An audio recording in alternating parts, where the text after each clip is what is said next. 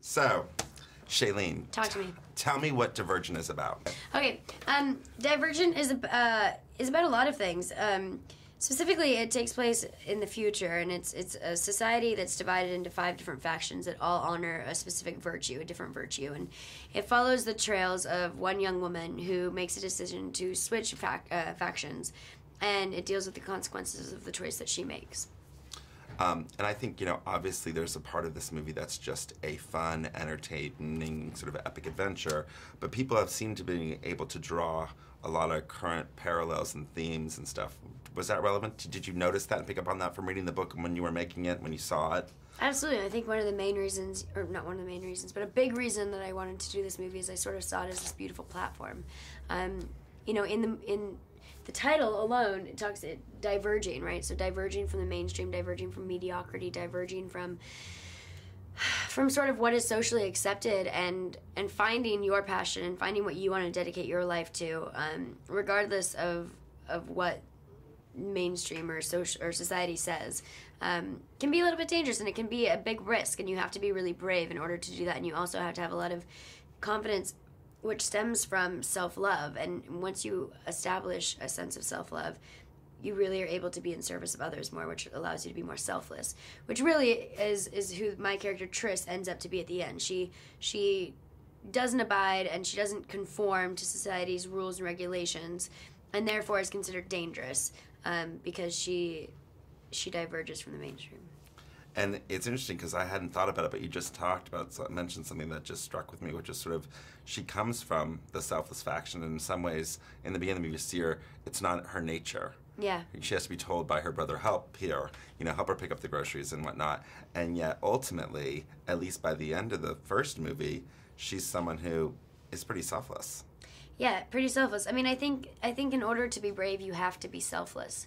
And like I said, in order to be selfless, you have to have a sense of self-love, which comes with which bravery and courage gives you. It takes a lot of courage to wake up in the morning and to live your life for you, because we sort of live in a society, and Tris lives in a society where fear is sort of bred into us as little kids. Where we learn to wake up in the morning fearful instead of celebrating the wholeness that is life. So self-love stems from bravery, and bravery stems from selflessness.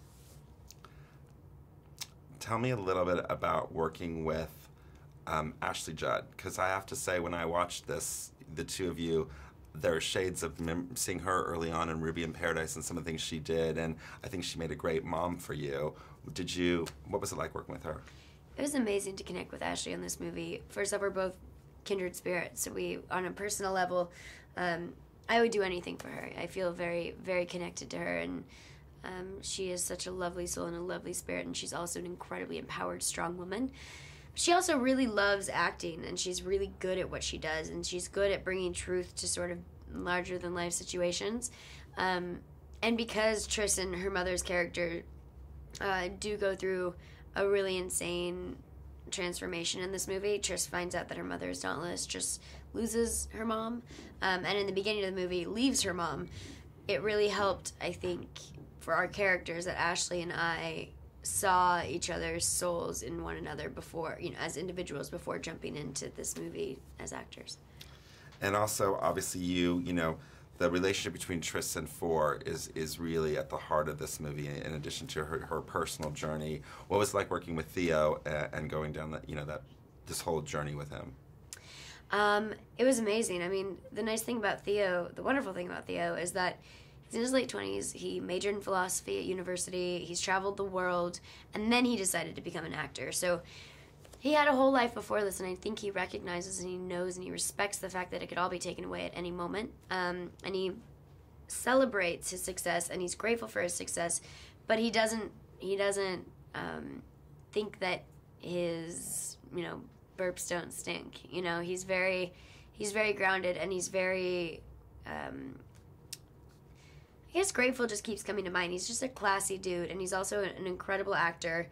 And he's very intelligent. So when we first met each other, I think we both bonded over the fact that we saw each other's truths, and we recognized them, and we respected them immediately. And then from there, we sort of stemmed out and became friends. you've obviously been working for a long time and acting for a long time, but when you go into a movie that is potentially a franchise and it's going to have sequels, and you're sort of the heroine and the lead and number one on a call sheet, did you feel the pressure from both the production, and did you feel pressure, or did you have to do anything different than you'd been doing before? You know, when I worked on a movie called The Descendants, I worked with George Clooney and our director is Alexander Payne, and they both said this to me separately, which I thought was very funny. But they go, I remember George was like, you know, whoever the director is and whoever's number one on the call sheet has a major responsibility in the making of a film. Those are the two people who arrive on set every day and determine what the vibe is going to be for the entire shoot. If those two people show up grumpy and tired and out of whack, then that's going to set the tone, and it's going to ripple down, and everyone in the crew is going to feel the same way. But if those two people show up ready to go with energy and excitement and gratitude and spunk, that's going to ripple out. And so it was neat, you know, for him to say that. And he goes, and one day, Shay, you might be in a position where you will be number one on the call sheet. And that's a responsibility that you'll have to bring to a set. And on this movie, I definitely felt that way. You know, I could definitely see that if I showed up and I was fully being me and expressing myself in a happy way or expressing myself in a positive manner, I think it definitely influenced those around me, as well as Neil, when Neil came to set. So it is a responsibility, and it's a lovely responsibility to have. And, you know, kind of what a gift to be able to show up and be yourself, and then see how that affects other people. And talk about working with Veronica. I mean, there is something I would imagine sort of great about having the author there as a resource if you want to get into some specifics, but it's also maybe a little daunting in the fact that you have this woman who's created this character in this world, and you're sort of tasked with sort of taking that on.